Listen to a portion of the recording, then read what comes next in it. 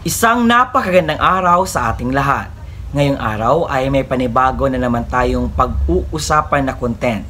At ang content na ito ay patungkol kung paano ba kumuha ng TIN ID online. Marami kasi ang nagtatanong sa akin and even nagme-message sa aking Facebook fan page kung ano yung step-by-step process kung sila ay gustong kumuha ng TIN ID online. So ngayon sa video ko na ito ay isalaysay ko lahat. Pakisundan lamang po ang mga steps dahil iniisa-isa ko talaga para mayroon kayong idea kung ano yung dapat ninyong gawin.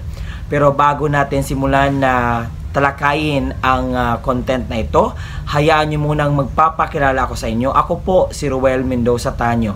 At kung ikaw ay bago pa lang sa aking YouTube channel, huwag kakalimutan na i-like ang video na ito, mag-comment ka if nakuha mo ang punto ng video kong ito, at kung may kakilala ka na hindi pa alam kung ano ba ang process sa pagkuha ng TIN ID online, i-share mo na ito sa kanila. At kung may nais ka pang ipa-vlog o itanong sa akin, as long as makaya ko lang sagutan, i-comment mo dyan sa baba at tulungan mo ang channel ko na ito na mag-grow by just subscribing it. At kung nais mo na maging updated ka sa mga videos na i-upload ko pa dito sa aking YouTube channel, i-bell notification mo na at samahan mo ako hanggang sa dulo nang sa gayon makuha mo ang punto na video na ito. Ano ba ang TIN ID? Ang TIN ID ay isang dokumento na pwede mong gamitin as your proof of identity or ID na pwede mong gamitin sa lahat ng mga transactions. At yun po ay libre lamang po kung kayo po ay pupunta sa BIR. At ngayon, kasi nagtatanong kayo kung ano ba yung process nito kung sa online kukunin, ito na, i-share ko ito sa inyo isa-isa. At pakinggan at i-jot down nyo na ang mga importanteng mga detalye upang makuha talaga ang punto ng video na ito.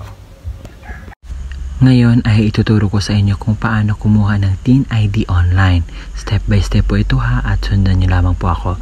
So una, kinakailangan pumunta tayo sa Google Chrome at saka i-search natin ang online appointment for TIN ID para may priority tayo kapag pupunta tayo sa area na kung saan pinakamalapit na BIR sa atin. So hanapin natin yung website na kung saan doon tayo magbubook. So yung pinakauna ay yung ating i-click. Ang tawag dito ay e-appointment system. So click natin ang read more.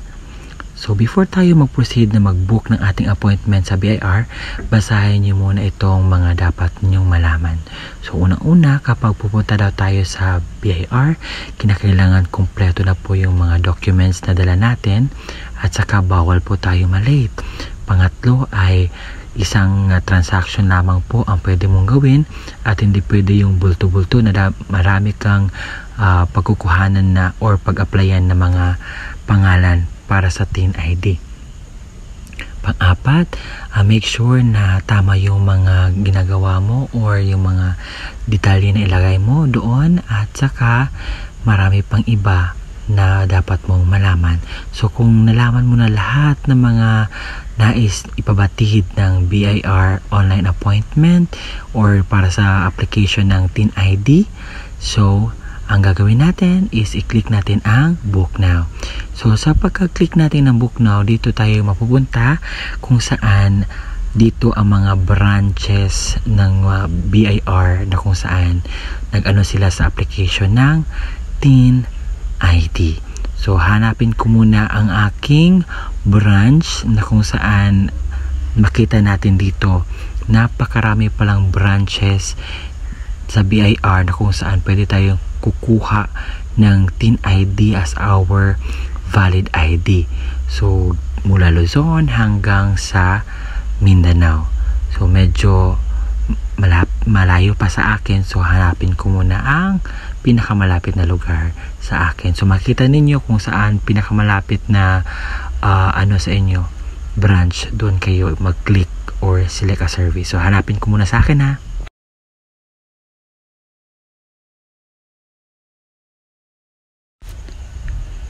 Scroll lang natin hanggang sa makita. Ayan, mayroong Digo City, Davao del Sur. Click natin ang select a service at mapupunta tayo dito.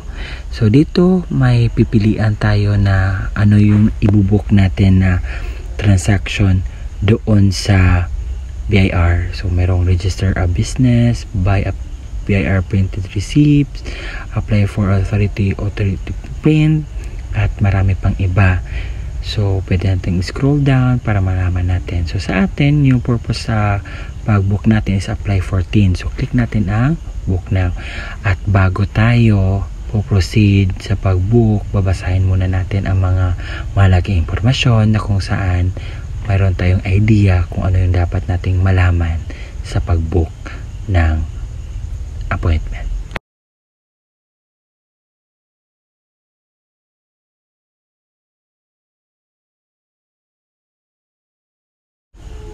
At kung naintindihan mo na lahat ng mga nakasaad dyan, click mo yung agree at para mapunta ka sa next na transaction.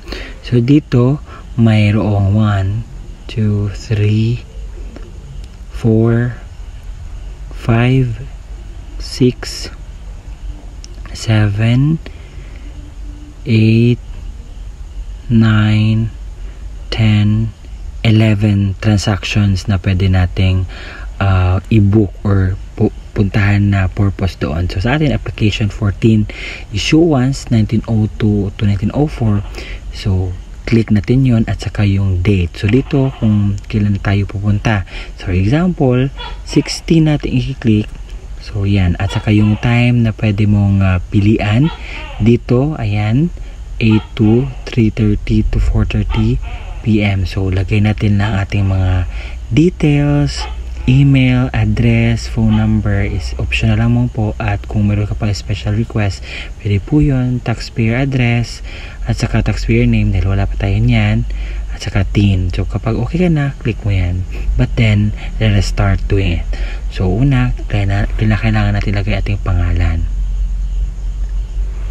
Pangalawa, yung email natin, at saka yung lugar. So, pagkatapos niyan, lagyan natin ng numero natin para naman ma-update tayo kung may mag-text man sa atin patungkol dito. Then, go. Taxpayer address kung saan ka nakatira, at saka optional lang naman po yung taxpayer name. So, kapag okay ka na, lagyan mo ng check at i-book mo na. So, sa akin parang may kulang. Ano yung kulang ko? Okay, ito pala, hindi ako nakapili ng time. So sa akin 11 AM ako pupunta sa BIR. So book natin.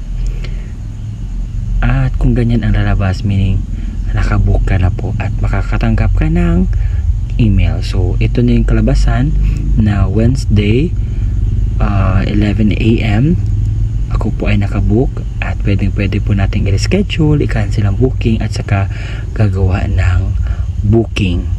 So, antayin lang natin at saka pupuntahan natin ang ating Gmail. At antayin natin kung meron namang message. So, ayan. Meron pang mga TikTok messages dyan. Delete lang natin. Ayan. May lumabas na po na email galing po sa reply sa ating BIR. So, confirm na po yung booking ko sa pagpunta ko doon sa BIR. So, yan ay pwede nyo i-screenshot or i-print para mapakita nyo. So, ayan po. So, nabook na natin ang ating application for Teen ID. So, okay na ba yun? Wala na ba kaming dapat gawin? Meron pa po. So, ang tawag doon sa pinapagawa ko sa inyo kanina is booking. Para po, kayo ay mayroong priority kapag pupunta kayo doon sa pinakamalapit na BIR branches. Kung isa lang, branch. Okay. So, ano yung dapat ninyo gawin? Unang-una, kanina nakasaad sa pag-book ninyo na kinakailangan kumpleto lahat ng mga requirements. Ano ba yung mga requirements, sir? Baka makalimutan namin yung mga valid IDs or yung nagpapatunay kung sino ka. Sa akin that time, ang dinadala ko lang is voter certification at saka ano pa yung dinala kong isa?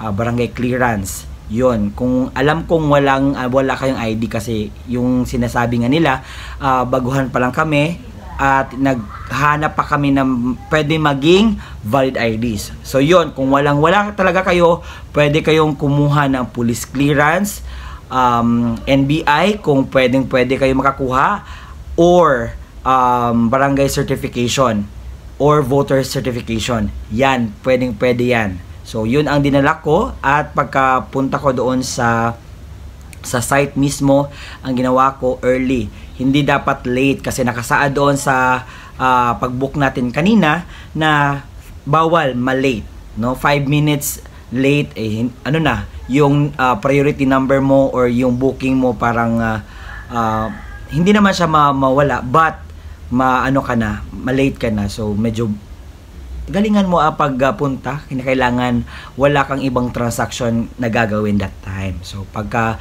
punta mo doon, i-present mo lahat ng mga kinakailangan para iwas na sa paulit-ulit na pagpunta doon sa BIR branches or branch. Dahil napakaraming tao po ang pumupunta sa BIR, dahil sa pagpunta ko nga doon, sa aking experience, nako, taas ng pila, aabot ng 100, 200, and nakakalula, nakakapagod, 'di ba? So para secure ka at hindi ka na paulit-ulit na pupunta, so gather all the informations na kinakailangan mo, at para pagkapunta mo doon, makabalik ka na madala mo talaga yung ID mo. So sa akin that time, nag-filled out ako sa yung form, yung form. Dapat alam mo yung lahat ng mga detalye sa sarili mo. At kung mayroon mang sa mama at papa mo, so dapat alam mo yon para hindi ka na magtanong-tanong pa. At pagkadating mo doon, i-present mo lahat yon, at magtatanong sila sa mga dinala mong mga IDs. Nagdala pa nga ako noon ng PSA para sobrang dami kong mga proof sa aking pagkakilanlan. So dinala ko PSA, voter certification, barangay certification, yon, at saka police clearance. Yan, dinala ko ng lahat. At wala na silang nasabi, char. So, at nagtatanong sila ano yung purpose ko daw sa pag-open or pagkuha ng TIN ID. So, kung ang purpose sa pagkuha mo ng TIN ID ay ano ng yung company, then yun ang state mo. Kung ikaw naman ay gustong kumuha para mag-open ka sa bank account, pwede yon. At kung ano pa yung mga rason bakit ka kukuha ng TIN ID, state mo yan sa kanila, nang sa gayon malaman nila kung ano yung ginagawa mo doon. Baka pagkarating mo doon sa site, tulala ka, wala kang masabi. Yon, state mo lahat ng mga reason mo bakit ka kukuha ng TIN ID. Kasi as of this moment, sobrang useful talaga ng TIN ID sa akin. Dahil sobrang hirap kasi ng mga valid IDs na iba. Matagal darating at nakakapagod na hinahanapan tayo ng mga valid IDs sa lahat ng mga transactions. And I really hope na yung step-by-step process ay nasunod nyo, at nasanay makakuha na kayo ng valid IDs, dahil marami pa ang nasasabi na wala na akong valid IDs. Ano yung dapat kong kunin na valid IDs? Sir, ano yung dapat kong gawin kapag gusto kong magkuha ng TIN ID online? Yun, nasabi ko na lahat, nasanay sundan nyo, and I hope na magkaroon na kayo ng isang ID. Sa akin, yun talaga yung first ever na valid ID ko, yung TIN ID, kasi that time naghahanap talaga ako kasi yung baguhan ka pa lang nakagraduate, ayun, talagang hahanap ka ng mga valid IDs, at napili ko ang TIN ID. And sana yung meron kayo natutunan na aral sa aking vlog ngayon. So see you again next time, and bye bye.